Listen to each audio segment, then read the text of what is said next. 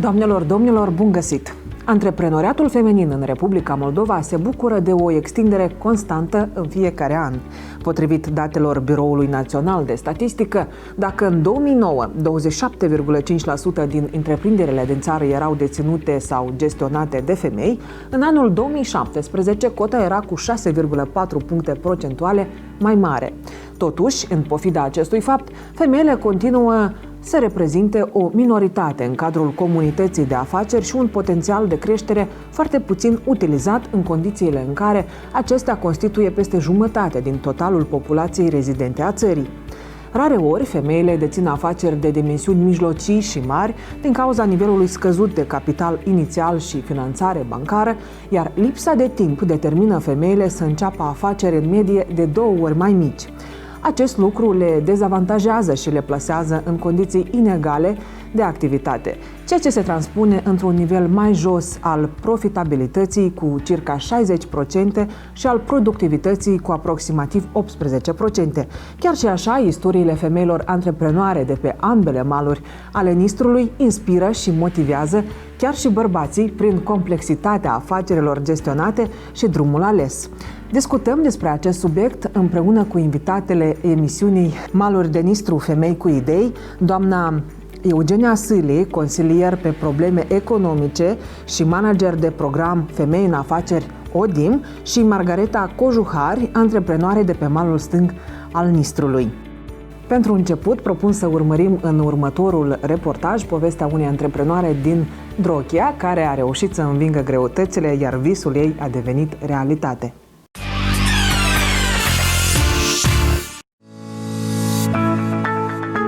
Atunci când eram eu copilaj, în puterea mea de copil era așa un fel că să adun plante, să fac ierbare, pe atunci se făceau ierbare, duceam la școală, făceam niște aranjamente de flori. Iată, eu eram permanent, dacă mergeam permanent la deal cu vitele, permanent găseam floricele, cărăbuși, tot și uscam. Tata a zis, nu, tu trebuie să fii doctor. Așa am terminat medicina la Soroca, 4 ani de zile, între care ultimii 2 ani m-am căsătorit. Am lucrat în medicină 26 de ani. Dar, stând eu în cabinetul și al meu, eu permanent ceva îmi făceam. Inventați. Numai decât. Inventam, ba o echibană, ba o perdea frumoasă, ba ceva pe masă, ba făceam. În scurt, în permanent, eu ceva inventam. Deci, medicica mea, Didina Ioana, zice, nu e locul tău în medicină. Tu trebuie numai decât să te realizezi. Tu trebuie să te cauți încă. Tu nu te-ai realizat. Dar eu zic, eu știu. Eu știu că eu mă caut, eu permanent mă caut. Și atât după aia asta, am început aici, dar când s-a desființat puterea sovietică. Și a început proprietărie și atunci soțul meu a venit acasă și zice, ei, iată, eu lucrez, dar tu cu medicina ta, atunci salariile nu erau chiar bune, hai și-o faci noi ceva, hai. Eu am citit undeva că e ca niște băieți cu plante medicinale și tu ești medic și tu cu medicina asta discurși foarte bine și zici, eu am devenit milioner datorită la plantele medicinale. Dar eu zic, care e întrebarea? Hai să vedem.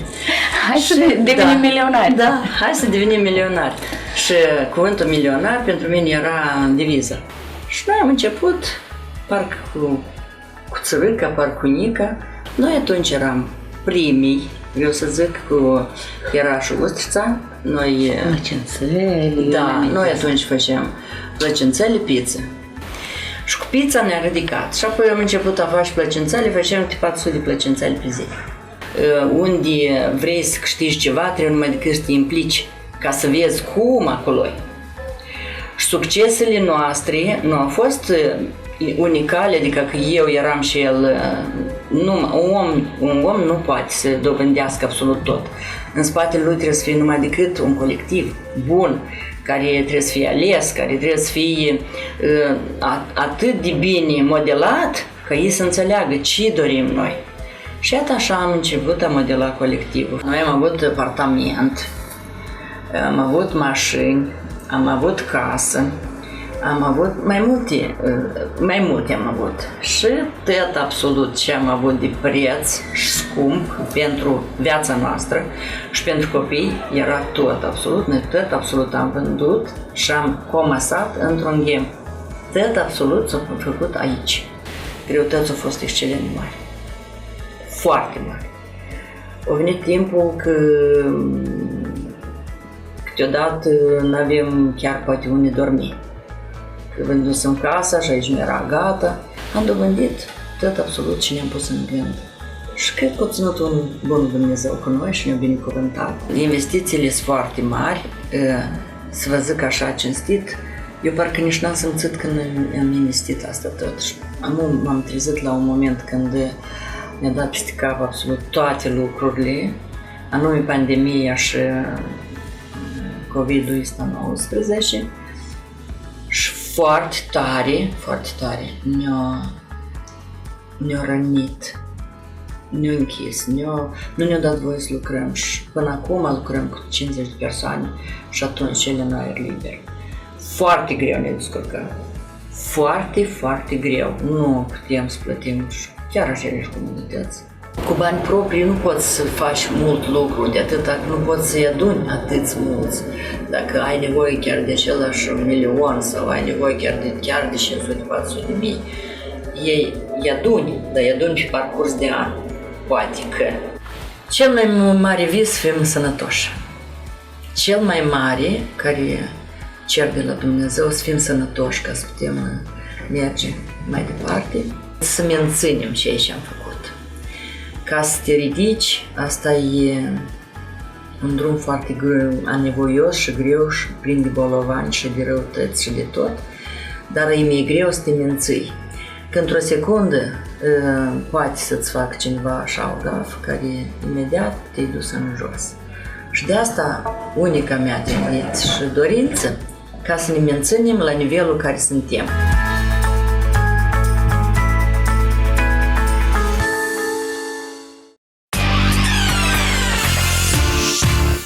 Doamna Eugenia, am văzut datele Biroului Național de Statistică care spun că în 2017 aproape 34% din afacerile din țară sunt gestionate de către femei. Cum vă pare această cifră și cum s-au schimbat lucrurile în 3 ani? Aceste date cu 7% au crescut în ultimii 10 ani. Această statistică cumva a evoluat. Vreau să vă spun că da, mai este loc de lucru, dar în schimb suntem destul de buni la capitolul statistică, inclusiv cu țările membre Uniunii Europene sau țările din parteneriatul estic. Ceea ce nu e statistică atât de rea. Deja depinde și de calitatea statisticii, pentru că calitatea în ce sens?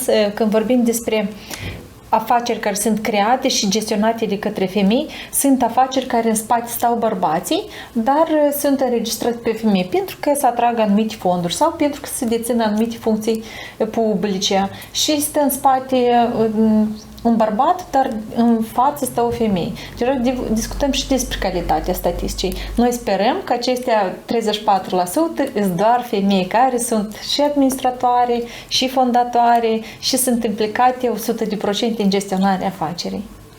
Această cifră s-a îmbunătățit cu 7,5 puncte procentuale în 8 ani. Cum apreciați dumneavoastră această tendință lentă sau din contra? Este, aș spune că destul de bun acest raport, de 7%, da, este o cifră, practic câte 1% pe an se primește. Și s-au dus în această perioadă foarte multe programe, proiecte. În această perioadă a fost lansat și programul Femei în Afaceri, ceea ce consider că a dus inclusiv la îmbunătățirea acestei statistici, dar nu doar aceasta. Sunt foarte multe proiecte inclusiv care sunt implementate de parteneri de dezvoltare. Spre exemplu, în această perioadă a fost lansat inclusiv și programul de subvenție în avans AIP, implementat de Agenția de Intervenție și Plăți pentru Agricultură. Ceea ce spunem despre, pot spune că în 2016 a fost lansat programul Femei în Afaceri și doar în 2017 a fost implementat un program de instruire în care în urma la finisarea cursului de instruire 119 afaceri au fost înregistrate doar după participarea la cursul de instruire și după serviciile de mentorat. Inclusiv deja când au fost deja lansate și apelurile de granturi mici, De asemenea, numărul de afaceri care sunt înregistrate de către femei, ele doar au crescut. Toate aceste afaceri sunt viabile? Ele trăiesc și azi? Da, sigur, da. Și ce spuneam, că statistica nu reflectă cumva și măsurile care au fost implementate, pentru că au fost introduse la nivel de priorități în cadrul politicilor, în cadrul strategiei MME. Antreprenoriatul feminin este chiar și o prioritate a Guvernului Republicii Moldova. S-au introdus planuri de acțiuni în diferite documente de politici. Cumva ele toate acestea au dus la această majorare. Da, este loc pentru îmbunătățire, dar nu este deloc un indicator rău. Ne bucură această veste. Doamnă Cojuhari, aș vrea să vă întreb pe dumneavoastră cu ce obstacole se ciocnește o femeie de afaceri din partea stângă a Nistrului? În general, cred că ca să ajut pe doamna, femeile și bărbații înfruntă destul de multe probleme la crearea și dezvoltarea unei afaceri. De fapt, la crearea nu sunt atât de multe, deja la dezvoltare.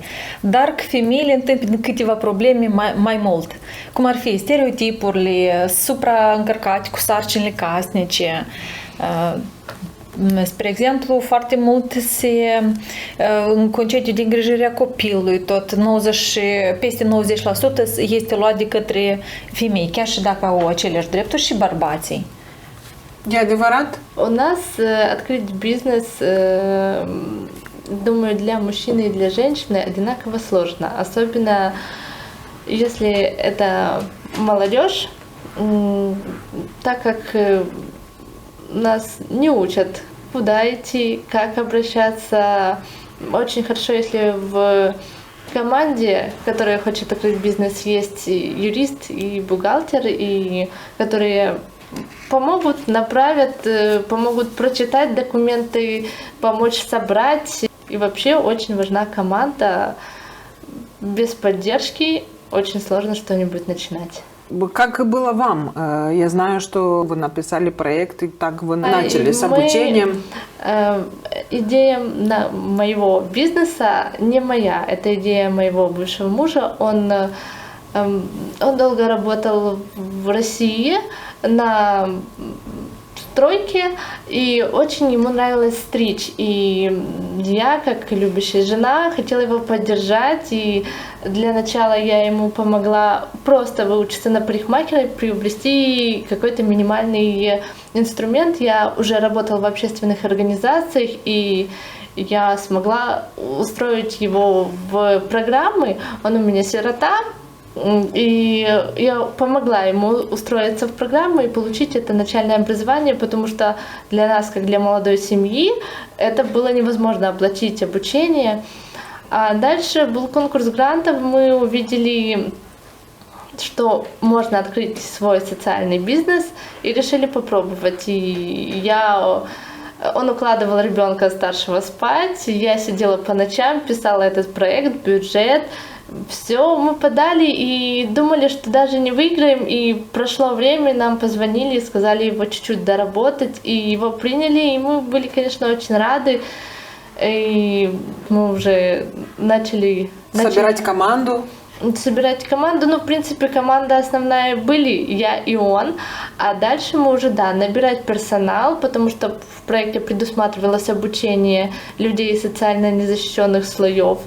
Мы их обучали, покупали инструмент, покупали оборудование, кресла, мебель, все искали, где бы это подешевле. И вообще очень сложно было с законодательной базой. Мы как раз начало меняться у нас патентное законодательство, и все закупки, которые мы хотели произвести, оказались нам дороже в какую-то сумму, потому что патентщиков их, если они работают с организациями, у них увеличился налог.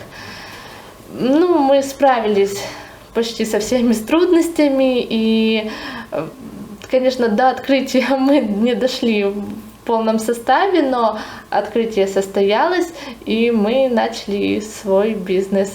Сколько лет? Бизнес 2 года. 2 года. Da. Cum este tratată o femeie antreprenoare acolo? Мне кажется, очень даже положительно. Я не знаю, как всем, возможно, ко мне принципе, наверное, даже мне легче, чем было бы мужчине решать многие вопросы. Серьезно? Я это поняла на бытовом уровне.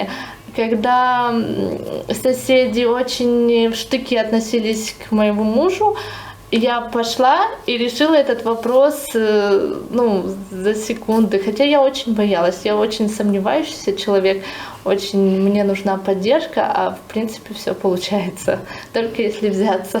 Чем именно вы занимаетесь? Мы открыли барбершоп. Это мужская парикмахерская, которая оказывает услуги мужскому населению. Так как это был проект социальный, также в наши обязанности входило, по нашему желанию, входило оказывать бесплатные услуги, либо услуги со скидкой студентам. Это был механизм, как мы это все вели. Очень интересно. Spasibo вам. Doamna Eugenia, de cele mai deseori femeile antreprenoare dețin afaceri mici deoarece au multe alte lucruri pe lângă afacerea pe care o au. Menaj, educarea copiilor, bucătărie și tot ce include viața cotidiană. Un lucru neglijat parțial de bărbați. Cât adevăr credeți că este în această ipoteză? Încă ne-am mai rămas niște stereotipuri că femeile sunt responsabile toate treburile casnice, de îngrijirea copiilor, bărbatul se duce la muncă și face bani. Pe când deja când s-a început, s-a simțit necesitatea aceasta de implicarea femeilor mai mult în viața economică, în socioeconomică și s-a identificat că în femei este un potențial foarte mare nevalorificat. Pentru că o femeie când se lansează într-o afacere, ea poate să aibă un hobby sau anumite cunoștințe, dar ea poate să deschidă afacerea reieșind din niște necesități pe care deja le-a identificat. Spre exemplu, o proaspătă mămică, ea cu siguranță se va gândi să deschidă inclusiv și o afacere pentru copii, ceva centru de dezvoltare pentru copii sau ceva, dacă, spre exemplu, într-un centru regional nu va vedea, nu va identifica, spre exemplu, ceva activități pentru copii la o vârstă preșcolară și acum deja această activitate este mai mult ca alternativă la telefon, pentru că un bărbat nu tare va observa această necesitate, când femeia deja le observă. Și de ce și apar, de exemplu, în regiuni afaceri gen aritmetică mentală pentru copii sau, spre exemplu, diferite centre de dezvoltare pentru copii și maturi. Deja s-a identificat o necesitate, tot o profesoară dintr-un raion, parminse profesor de matematică și informatică, a deschis un centru de dezvoltare pe bază de robotică și electronică. Și s-a adresat mai mulți agenți economici la doamnă și a spus că poate aveți posibilitatea să instruiți persoane mai mature să utilizeze calculatorul elementar, Word-ul, Excel-ul, să poate întrebuința în munca deja de zi cu zi. Cumva ceea ce îmi place foarte mult să spun și de câte ori am ocazie, de atâtea ori eu repet, că doamnele contribuie la creșterea gradului de calitatea vieții, în special din regiuni, pentru că acoperă anumite servicii care nu sunt deloc. Cumva noi în Chișinău deja suntem obișnuiți cu toată paleta de activități. Când în regiuni sunt sate unde, spre exemplu, copiii nu au activități, nu au unde să învețe a cânta la pian sau a cânta. Când femeile deja s-au găsit o alternativă, să facă niște centre mobile din sat în sat, 2 zile într-un sat, 2 zile în alt sat. Ceea ce mi se pare doar la o femeie poate să vină astfel de afaceri. Se având în afaceri mici care acoperă anumite necesități, dar ceea ce este important că anume aceste afaceri contribuie la creșterea calității vieții, inclusiv și în regiuni, sporește la veniturile la bugetele locale și, în general, face viața mai frumoasă, da? Da. Foarte armonios se leagă bugetul local și viața mai frumoasă. Да. Și bani și armonie. Да. Я думаю, что женщина либо выбирает маленький бизнес, либо работает в команде обязательно, потому что действительно есть дети, хочется, чтобы дома было все уютно, хорошо, и хочется выглядеть красиво, и для этого тоже нужно время и силы. afacerile toate încep, indiferent că e de bărbat sau de femeie, ele toate încep cumva la nivel micuț. Dar sunt deja anumite că în momentul în care are potențial de creștere afacerea, sunt diferite, se poate angaja mai multe persoane, se poate angaja inclusiv manageri care ea are posibilitatea să crească afacerea, în dependență de specificul acestea. Dacă are o nișă micuță, ea nu are necesitate să crească, dar sunt nișe care pot fi extinse. Și sunt diferite metode, cum ar fi angajarea mai multor persoane sau un manager sau deja manager pentru producere, pentru administrare și așa mai departe. Dar toate încep cu micuț. Da, și ca ulterior iau amploare. Deja ia amploare în dependență de specific sau în dependență de piața de desfacere. Pentru că avem afaceri care nu s-au limitat doar la piața din Republica Moldova. Chiar și dacă afacerile sunt micuțe, gestionate de către femei, dar ele deja s-au orientat la export și deja au ajuns la export. Respectiv, și cu totul e altă piață. Dar e aceeași doamnă, e aceeași, doar că deja și-a crescut echipa de implementare a proiectelor investiționale. Da, aud din ce în ce mai des în rândul antreprenorilor vorbindu-se despre faptul că un antreprenor de succes este cel care în business-ul lui vorbește cu cel mult 3 sau 4 oameni. Resurse umane, PR și marketing, vânzări și nu cu tot personalul și nu cu toată echipa, tocmai ca să-și conserveze energie. Exact. Și să se ocupe de altceva. Da, pentru că dacă te potmolești în probleme micuțe, a soluționa probleme micuțe, nu ai timp să creezi ceva mai mare și nu ai timp să construiești strategii. Da, pentru că ești la nivel, trebuie să gândească cât mai macro-management. Da. Da, și vreau să vă întreb, doamna Eugenia, despre alegerile femeilor și în ce aleg femeile să investească și ce afaceri preferă să dezvolte. Cel mai multe sunt din industria textilă. Deci, din toate afacerile care sunt beneficiare programului Femei în Afaceri, 25-30% sunt din industria textilă. Cum ar fi vestimentație de la copilaj, de la nou-născuți, de la copii prematuri până deja la toate etapele, inclusiv cuverturi pentru pat, fețe de mese, broderii, foarte multe broderii avem și lucruri lucrate manual sau procură mașini de brodat sofisticate, deja performante, care se asigure volume. Avem cel mai multe, dar deja foarte multe și din industria alimentară, din industria alimentară, servicii de catering, producere, din cofetărie, panificație, diferite uleiuri presate la rece din floarea soarelui, din foarte multe culturi, cum ar fi sâmburi de migdale, levânțică și așa mai departe. Dar avem din panificație uleiuri, ceaiuri, deja este o tendință acum, tot mai multe afaceri vin din domeniul ceai, condimente naturale.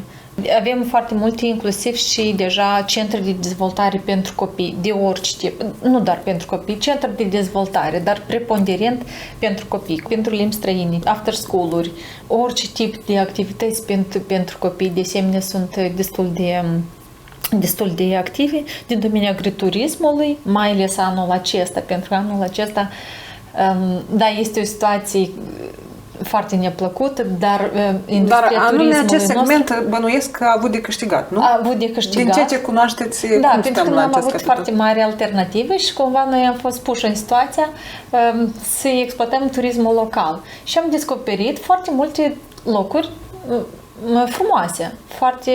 Noi poate până acum nici nu ne gândeam la ele, preferăm să ne ducem peste hotare. Și din industria turismului au crescut numărul de afaceri. Din domeniul apiculturii facem, de exemplu, avem afaceri din Merea Crem, spre exemplu, sau diferite din ceară naturală, lumânări diferite sau de mai multe tipuri acolo. Da, și pe partea asta de apicultură mai e și o afacere nouă pe care am întâlnit-o, terapie cu albini. Da, avem la nord. La nord, exact. Da, la nord, în satul Țaul, Raionul Dândușeni, și vom mai avea permisie, este încă o afacere care la program Femei în Afaceri.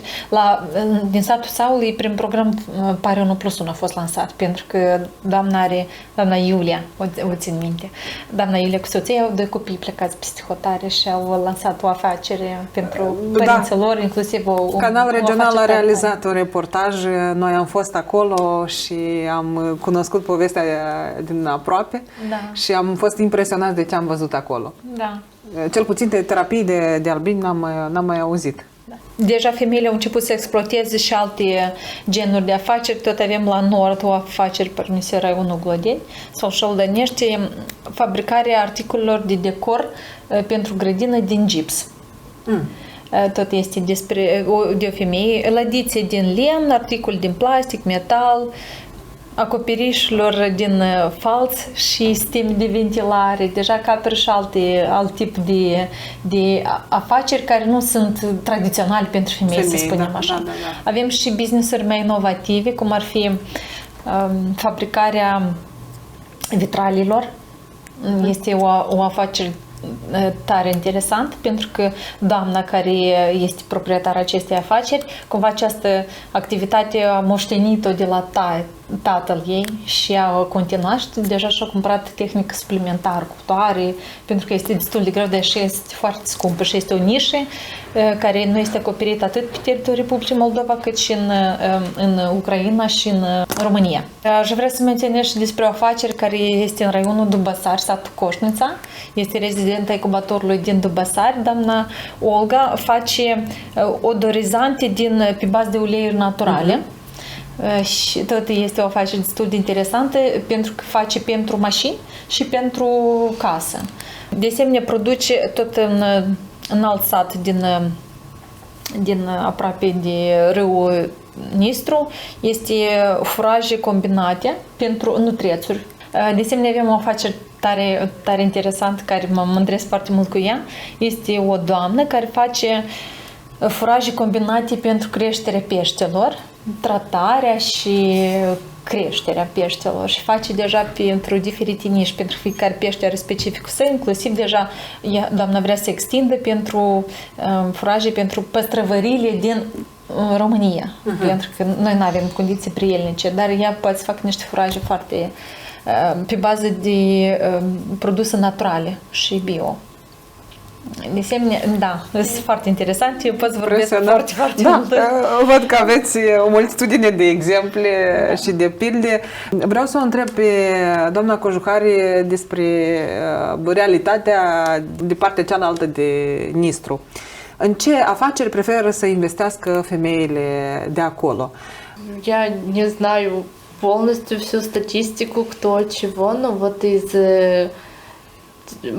моих знакомых обычно женщины начинают свое дело, но это действительно не большой бизнес, а студия шугаринга такая маленькая, это где, в принципе, может быть, они еще установят маникюр или что-то такое, вот, чтобы отбивать аренду и что-то зарабатывать, либо вообще просто заниматься, работать на себя, открывают патент и работают маникюр, это если из сферы красоты. Да. А есть, которые открывают бизнес, вот если социальное предпринимательство, так как мы выиграли проект, и выиграла девушка проект, которая занимается с детками.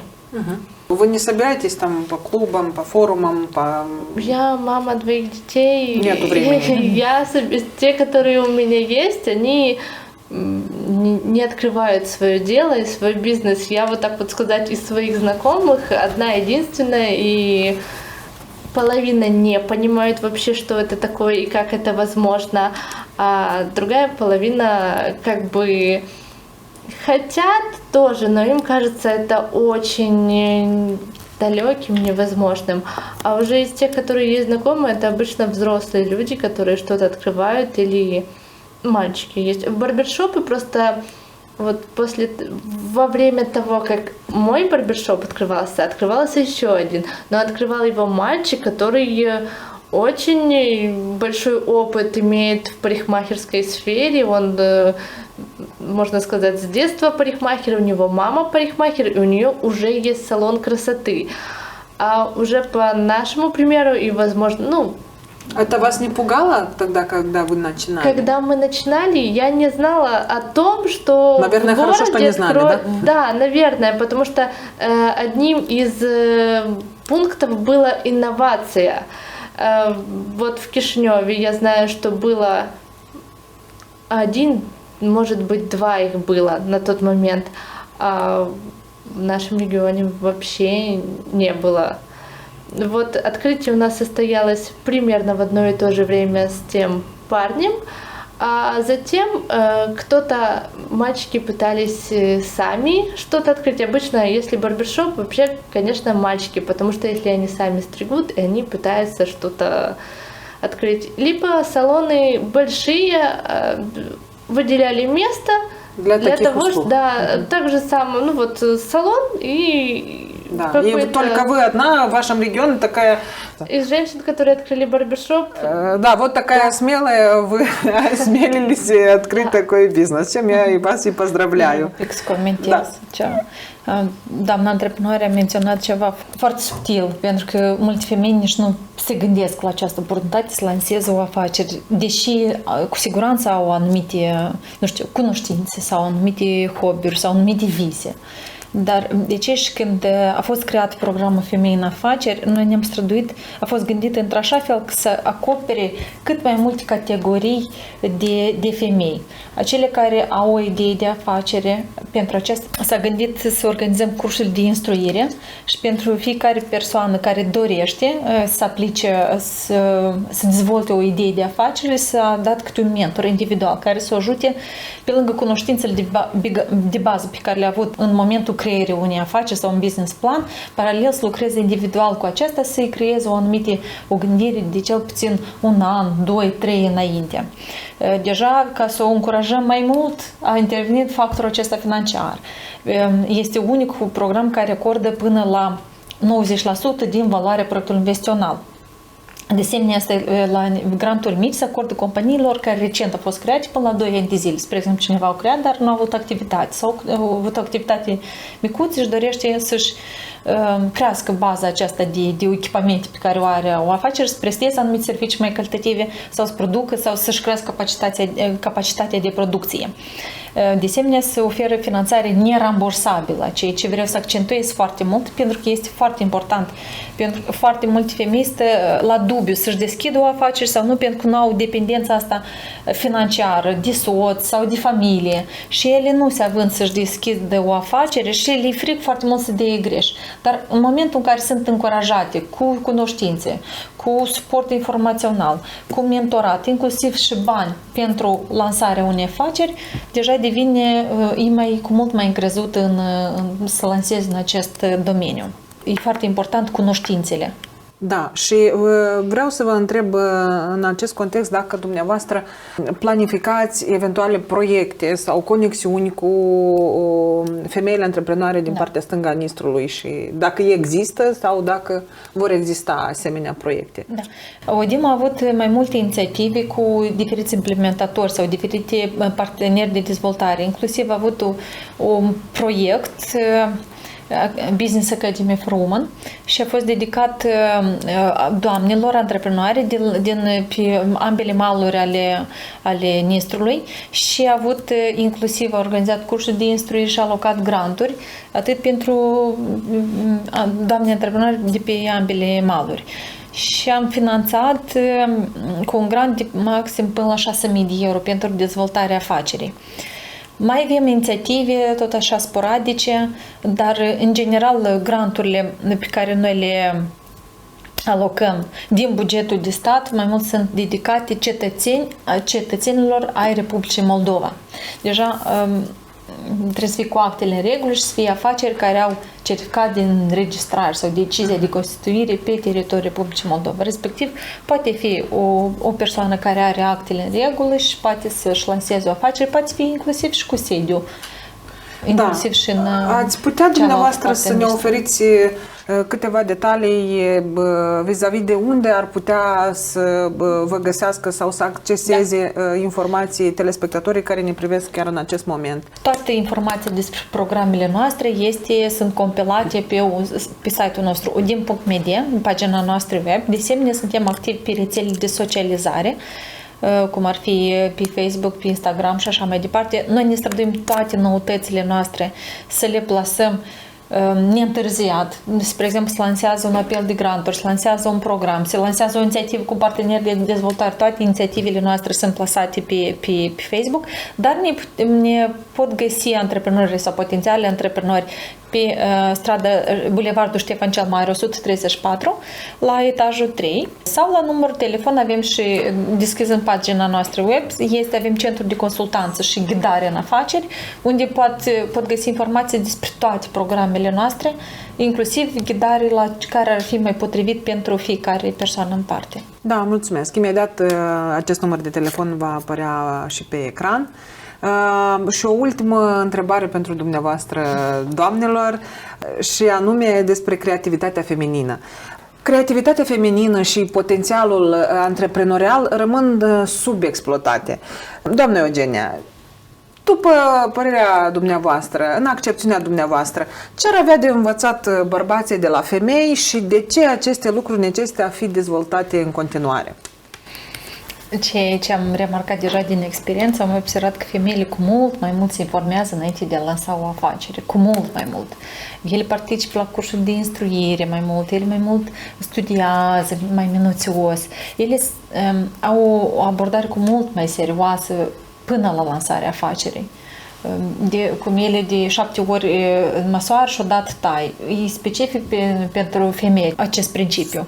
Și ele se atârnă foarte emoțional față de o afacere, ca și față de un copil, cu multă grijă față de personal, foarte mult îngrijesc. Chiar și la noi este o organizație care este condusă de doamna Iulia Costină. Este o doamnă care, practic, de la fundare a fost cu o mică pauză, a fost gestionată doar de către femei. Se simte alt fel de abordare. Este diferența între manager a fi bărbat și manager de a fi femeie. Doamna este cu mult mai social responsabil față de angajați. Fix așa și o femeie în cadrul unei afaceri. Are grijă, spre exemplu, despre dacă este o mămică care trebuie să plece mai înainte de la serviciu pentru că să-și iei copiii de la grădiniță. Sau tot timpul sare în ajutor cumva când este vreun coleg, vreun subaltern într-o problemă. Nu știu, oricare poate fi. Și ceea ce este specific deja și la femei. Cred că ar trebui asta să împrumute bărbații pentru aceasta. Da, sau când o femeie manager este sunată de un subaltern și spune că copilul are febră și că el ar trebui să rețină un pic, cred că managerul femeie înțelege și empatizează mai mult. Într-adevăr, aveți dreptate, empatizează cu mult mai mult decât un bărbat. Da. Dar putem privi acesta ca și bărbatul este orientat foarte mult să atingă rezultatele, deja scuze mijloacele. Femeia mai are și alte responsabilități. Doamna Cojohari, ce ați avea dumneavoastră de spus în acest sens? Я считаю, что в команде должны работать и мужчины, и женщины, так как и одним, и другим есть чему у друг друга поучиться. Конечно, женщины более терпеливые, спокойные и аккуратные. Они умеют организовать мужчин, потому что обычно мужчины, они живут идеями, и они хотят получить результат, почувствовать то, чего вот у них возникло в голове, и они хотят это получить. И женщина обычно умеет это структурировать и довести, чтобы их идея в голове могла воплотиться в жизнь. Госпожа Евгения говорит про то, что женщины обычно тщательнее документируются и информируются больше, вникают в детали, чем мужчины. Как было это в вашем случае, когда вы открывали ваш бизнес? Да, я согласна. Женщины обычно и ведут всю документацию, смотрят, чтобы все было правильно, чтобы не возникло вопросов, когда идет дело, а возникли вопросы где-то не закрытые по документам или чему-то еще. Согласna. Doamnelor, eu vă mulțumesc tare mult pentru participarea la această emisiune și pentru discuția pe care am avut-o aici în studio. Eu vă doresc din toată inima mult succes în activitățile pe care le desfășurați. Vă mai așteptăm la noi în studio la Canal Regional. Doamnelor, domnilor, a fost Maluri de Nistru, femei cu idei. Vă mulțumesc pentru atenție și vă dau întâlnire data viitoare. La revedere!